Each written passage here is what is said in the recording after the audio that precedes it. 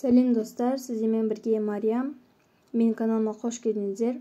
Бүгін үй жағдайында кішкентай балаларға арналған пюре жасаймыз.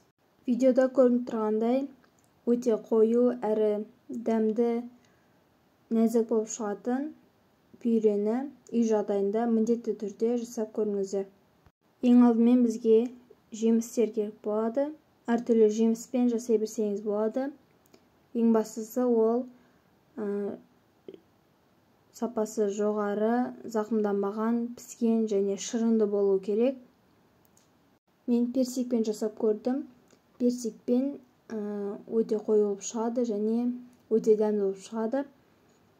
Бірінші оны шеттерін кесіп, ішіндегі жаңғағын аламыз және де оны өз қажетіңізге қарай турап алсаңыз болады. Көкөніс пен жеміс пюресі көбінесе нәрестенің ана сүтінен немесе сүт қоспасынан кейінгі алғашқы тағамына айналады.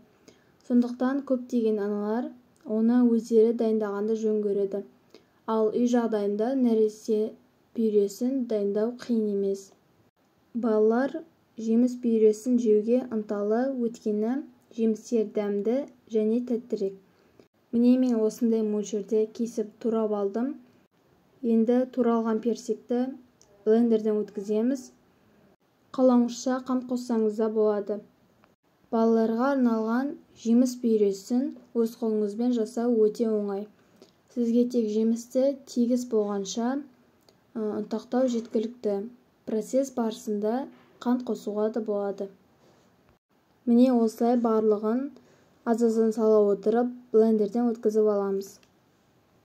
Үй пюрелерін консервілеу қажет емес. Сондықтан үйдегі балалар тағамы витаминдер мен қажетті минералдарды әлдеқайда көп сақтайды. Міне мен барлығын аз-аздан сала отырып блендерден өткізіп алдым. Ешқандай да қант қоспадым, сонда да ол қою болып шықты. Витаминдер көбінесе жемістердің құрамында болғандықтан, жемістермен жасалған пюре өте дәмді болады. Міне үйде жасалған пюренің ешқандай да зияны жоқ, керісінше пайдасы көп. Мен осылай күнде жасап бауырларыма ұсындым. Сіздерге де кеңес беремін. Дәл осы рецепт бойынша жасап көріңіздер.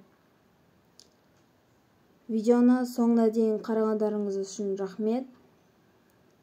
Менің каналымда басқа да видеоларды қарап, тіркеліп, лайк басып кетіңіздер. Және де комментария жазуды ұмытпаңыздар, өйткені әлі де көптеген видеолар, рецепттер болады. Соны жіберіп алмау үшін міндетті түрде тіркеліп қойыңыздар. Сіздермен болған Мариям. Келесі видеода кездескенше назарларыңыз үшін рахмет. Сау болыңыздар.